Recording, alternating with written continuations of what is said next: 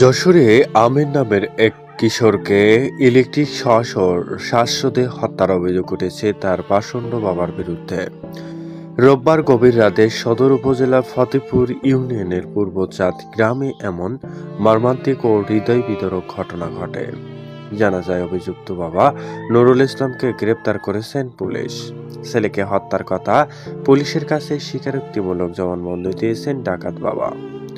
জানা যায় কোতোয়ালি থানার ওসি তাইজুল ইসলাম জানান, রোববার নিজের ঘরে ঘুমিয়েছিল বাবা ও ছেলে।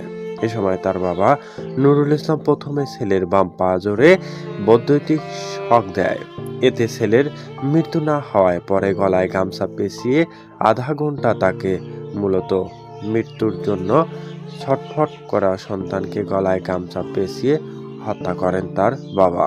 খবর পেয়ে ঘটনাস্থলে পুলিশ গিয়ে নিহত উদ্ধার করে অভিযুক্ত বাবাকে গ্রেপ্তার করে আইনের আওতায় নিয়ে এসেছে। প্রিয় দর্শক, বাবা নামের কুলাঙ্গারকে কি শাস্তি দিলে আপনারা খুশি হবেন তা অবশ্যই কমেন্ট করে জানান।